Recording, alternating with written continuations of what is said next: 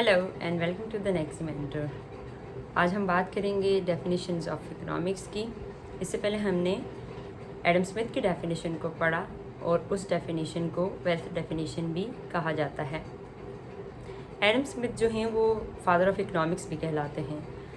आज हम बात करेंगे अल्फ्रेड मार्शल की डेफिनेशन की। And the interesting thing is कि जो एडम स्मिथ की डेफिनेशन में जिस चीज़ को इकोनॉमिस्ट ने और लोगों ने क्रिटिसाइज़ किया, उसको काफ़ी हद तक एडम स्मिथ ने अल्फ्रेड मार्शल ने अपनी डेफिनेशन में कवर अप करने की कोशिश की। बेसिकली उन्होंने एडम स्मिथ की डेफिनेशन को चैलेंज किया है।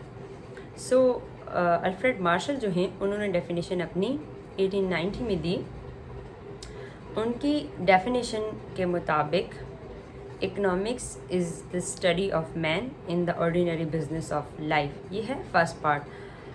और आप देखें कि उन्होंने किस तरह से ह्यूमन बीइंग की साइकी को टैकल किया और उन्होंने कहा कि हम इकोनॉमिक्स में मैन को स्टडी करें और उसकी ऑर्डिनरी बिजनेस ऑफ लाइफ को स्टडी करें, कोई अननेचुरल या अनयूजुअल फिनोमेना को स्टडी नहीं कर रहे। नेक्स्ट पार्ट ये कहता है and in that we will study that part of human activities that are related to material welfare of mankind।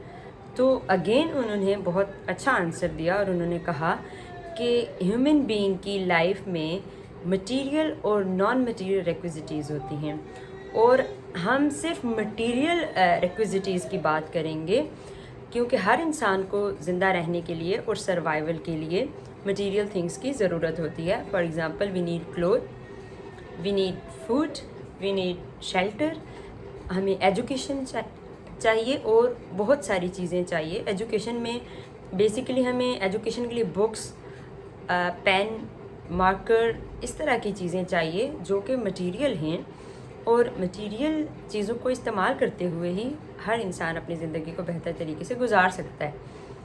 अब अल्फ्रेड मार्शल ने बहुत ही अच्छा आंसर दिया।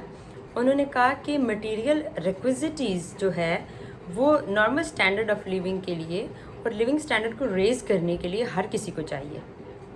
तो इनकी डेफिनेशन से काफ़ी हद तक जो नॉर्मल ह्यूमन बीइंग के क्वेश्चंस थे उसको आंसर मिल गया और एडम स्मिथ की डेफिनेशन में रह जाने वाले फ्लॉज को भी उन्होंने कवर अप किया।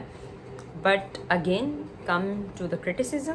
तो इस डेफिनेशन में भी अकॉर्डिंग टू इकोनॉमिस्ट कुछ प्रॉब्लम रह गए थे और इकोनॉमिस्ट का ये कहना था कि अल्फ्रेड मार्शल ने जो वेल्थ है उसके कॉन्सेप्ट को अच्छे से एक्सप्लेन नहीं किया कि वेल्थ का रिलेशनशिप क्या है मटेरियल वेलबींग से, और वेल्थ जो मटेरियल वेलबींग है वो किस तरह से अटेन की जा सकती है, इसकी क्या प्रोसीजर होगा। इस तरह के मुख्तलिफ क्रिटिसिज्म जो हैं वो अल्फ्रेड मार्शल की डेफिनेशन को देखने पड़े।